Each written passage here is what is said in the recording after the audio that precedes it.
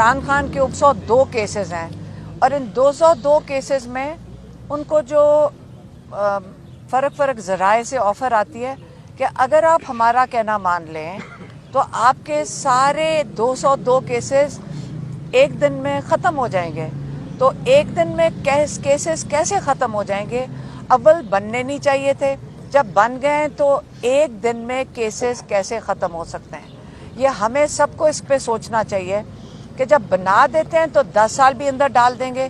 تو قانون اس وقت انصاف جو ہے، جو عمران خان کی کہتے ہیں میری پارٹی ہے تحریک انصاف، اس کا مقصد یہ تھا کہ سارے پاکستان میں جتنے بھی لوگ رہتے ہیں وہ قانون کے اوپر نہ ہوں.